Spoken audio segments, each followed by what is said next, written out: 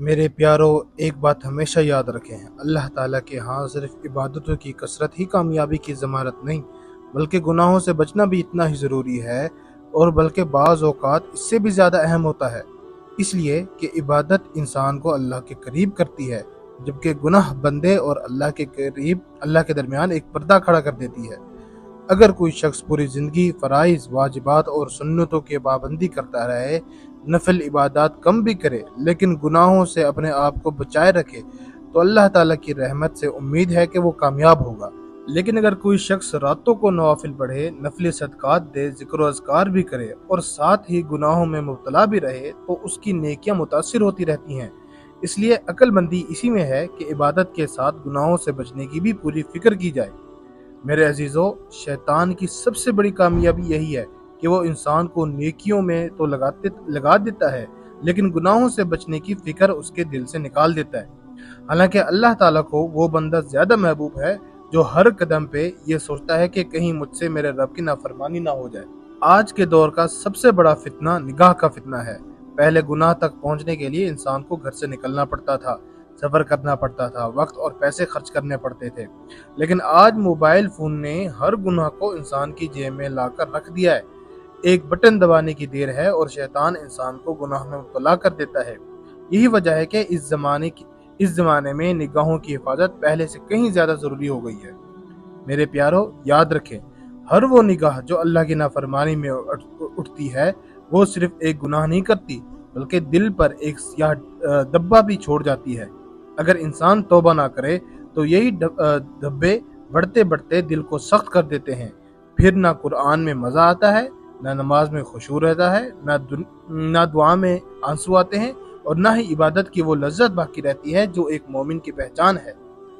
میرے عزیزو، گناہ صرف ایک عمل نہیں ہوتا، بلکہ وہ دل کے نور کو بھی چھین لیتا ہے۔ ایمان کا ایک نور ہوتا ہے، اللہ کی معرفت کا ایک نور ہوتا ہے، عبادت کی لذت کا بھی ایک نور ہوتا ہے، اور اللہ تعالیٰ کے قرب کا بھی ایک نور ہوتا ہے۔ یہی وجہ ہے کہ رسول اللہ صلی اللہ علیہ وآلہ وسلم ہر صبح اللہ تعالیٰ سے نور کی دعا مانگا کرتے تھے۔ اللہم اجعل فی قلبی نورا وفی بصری نورا وفی سمعی نورا، یعنی اے اللہ، میرے دل میں نور عطا فرما، میری آنکھوں میں نور عطا فرما، میرے کانوں میں نور عطا فرما، میرے دائیں جانب، بائیں، آگے، پیچھے، اوپر نیچے، ہر طرف نور ہی نور عطا فرما، اور میری پوری زندگی کو اپنے نور سے منور فرما دے۔ سوچنے کی بات ہے، جب نبی کریم صلی اللہ علیہ وآلہ وسلم، جو اللہ کے سب سے محبوب بندے تھے، وہ بھی اللہ سے نور مانگتے تھے، تو ہمیں اس دعا کی کتنی زیادہ ضرورت ہے۔